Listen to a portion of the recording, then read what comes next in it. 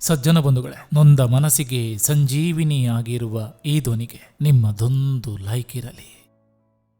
ಜೀವನದಲ್ಲಿ ಸೋಲು ಕಂಡ ವ್ಯಕ್ತಿಗಳ ಜೊತೆ ಸ್ವಲ್ಪ ಹೊತ್ತು ಕುಳಿತುಕೊಳ್ಳಿ. ಯಾಕಂದ್ರೆ ಅವರ ಬಳಿ ಅಹಂಕಾರ ಇರೋದಿಲ್ಲ, ಅನುಭವವಿರ್ತದೆ. ಕೆಲವರು ನೋಡೋಕೆ ಒರಟಾಗಿದ್ರೂ ಮನಸ್ಸು ತುಂಬಾ ಸುಂದರವಾಗಿರ್ತದೆ. ಆದರೆ ಇನ್ನು ಕೆಲವರು ನೋಡೋಕೆ ತುಂಬಾ ಸುಂದರವಾಗಿರ್ತಾರೆ, ಒಳಗೆ ಬರೀ ಹುಳುಕು. ಸಾಲದಲ್ಲಿ ಮುಳುಗಿದ ಬದುಕು ನೆಮ್ಮದಿಯ ಕನಸನ್ನು ಕಾಣಲಾರದು.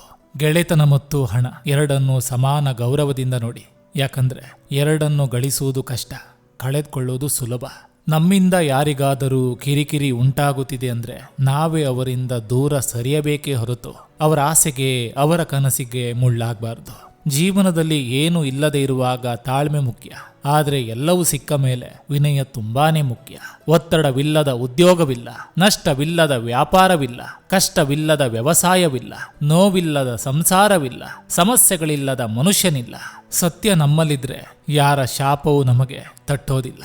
ವನವಾಸ ಅಂದ್ರೆ ಕೇವಲ ಕಾಡಿನಲ್ಲಿ ಅಲ್ಲ, ಕೆಲವೊಮ್ಮೆ ನಿಮ್ಮ ಸ್ವಂತ ಮನೆಯಲ್ಲಿ ನಿಮ್ಮಂತೆಯೇ ಕಾಣುವ ಜನರ ನಡುವೆ ಅಪರಿಚಿತರಾಗಿ ಬದುಕುವುದು ಕೂಡ ವನವಾಸವೇ. ಸೋತ ಜಾಗದಲ್ಲೇ ಗೆಲ್ಲಬೇಕು, ಅವಮಾನಿಸಿದವರ ಮುಂದೆ ತಲೆ ಎತ್ತಿ ಬದುಕಬೇಕು. ನಮ್ಮ ಮೌನವೇ ಶಕ್ತಿಯಾಗಿ, ಪರಿಶ್ರಮವೇ ಆಯುಧವಾಗಿರಬೇಕು. ಸಾಧನೆಯ ಶಿಖರವೇ ನಮ್ಮ ಸ್ವಾಭಿಮಾನಕ್ಕೆ ಸತ್ಯವಾದ ಉತ್ತರವಾಗಬೇಕು. ಕರ್ಮಕ್ಕೆ ಎಲ್ಲರ ವಿಳಾಸ ಗೊತ್ತು, ಅದು ಯಾರನ್ನು ಬಿಡೋದಿಲ್ಲ.